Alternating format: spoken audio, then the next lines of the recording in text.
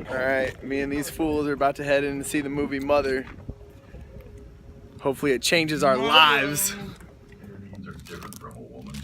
Men's hair is oilier. There's less of it. And men are 31% more likely to say they have scalp issues. So whether you've got a brush cut, a bowl cut, or a never do that again cut. Alright guys, what's up? Let's do it. Let's talk about Mother.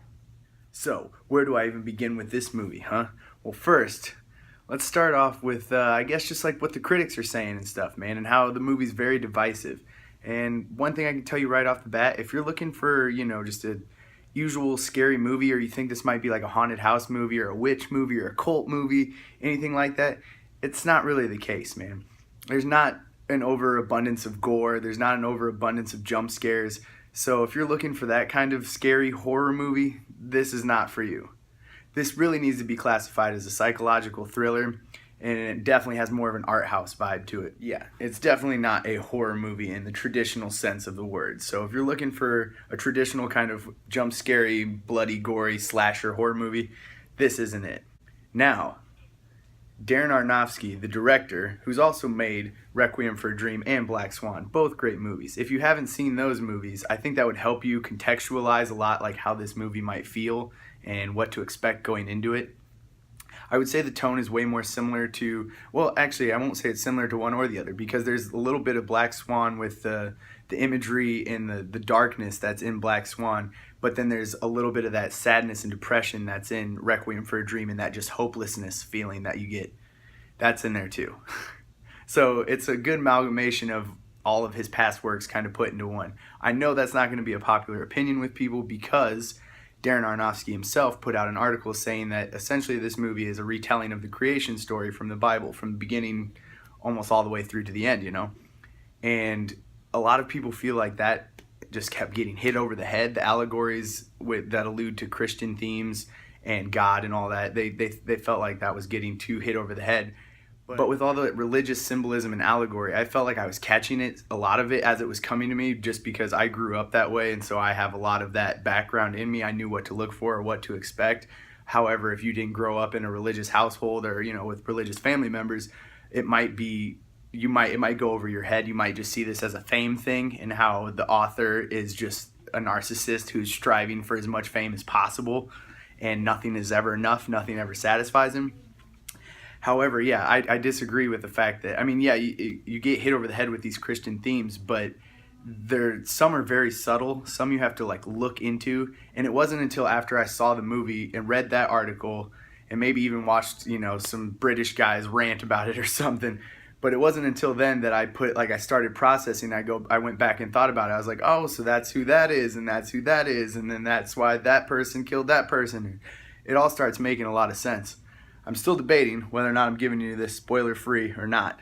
I won't give away the craziest scenes at all, because, that last 10 to 15 minutes of the movie, I just don't want to ruin any of that for you. If you want to see it, if it's something you're into, if you're into visceral, disturbing images, but that have a reason, that have a purpose because they're telling a story, and like I said, it's symbolism or it's allegory for something else. If you're into that kind of stuff, I don't want to ruin this for you at all, because there's people all over the internet that are going to try and ruin this and just, throw that scene under the bus right away. I don't want to be one of those guys, man. I want you to check this out if you enjoy it. If you enjoy movies that make you think. So a couple other things I wanted to say is that the movie was acted brilliantly. All the actors in it did an amazing job, and they're portraying extremely strange roles, especially if you think about, again, the symbolism that's involved with the characters they may or may not be playing. It's a very, very hefty roles that all of them are playing, and they do a very good job. There's never any over-the-top moments. There's nothing that ever brings you out of the performance, so you're like, oh yeah, these are people acting. It all makes sense, and it all feels like a congealed world, and the actors did a great job. And one thing I can see people maybe having a problem with, especially if you're not into, like I said, art house kind of movies or movies that are going for a certain vibe or aesthetic, is that 90% of the movie is shot from right here on Jennifer Lawrence, so it's either over her shoulder or looking right at her face, but it's a very claustrophobic vibe because we're following her everywhere. We never get to see, the camera hardly ever strays away from her. We don't see what else is going on in the house or in different rooms. We're just following her, and we see the perspective from Mother the whole time. So, as I was sitting in the theater last night, sipping on my soda, eating my popcorn with my two friends on either side of me that I brought, who I knew were going to react differently, probably both of them, but I was just watching more and more people fill the theater up, and I was like, this is pretty cool. I mean, it's a good turnout for a 10 o'clock movie on a Tuesday night for a movie like this. Again, I knew what I was going into and getting myself into, mostly because one of my friends, went on Facebook and was like, don't go see it, it messed me up for life. And so, obviously, I'm like, messed you up for life, I need to see this. But yeah, so I'm sitting in there and I'm like, I kind of know what to expect. I don't know what's going to happen, but I know that it's going to be a mental mind, of a movie.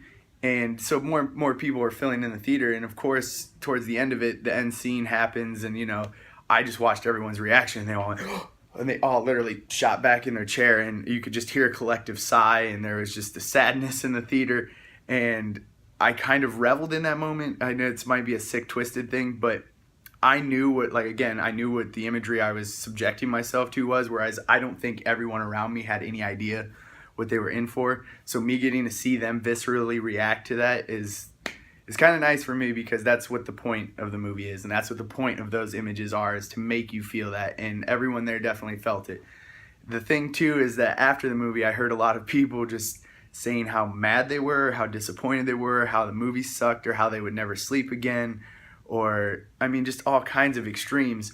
And again, that's what it's supposed to make you do. It's supposed to make you feel something visceral inside you. So that way you have to either go on the internet to look it up and see what did all that mean? What did I just watch? What did it mean? Or talk about it with your friends.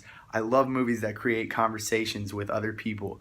And not only conversations, but conversations that are meaningful about religious allegories and symbolism, how it relates to today's world, how no matter if God gives, everything he loves, people will misinterpret it and destroy it and use it for bad, for good, for destructive purposes.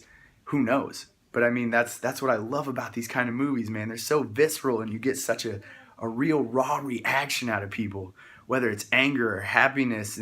Obviously not happiness. I was just happy with the experience of the movie and the overall message, and how it all was very cyclical in theme, and it came back, and to me, it's what I wanted, and my expectations were met, whereas I can see how everybody else was extremely let down or had no idea what they were getting themselves into.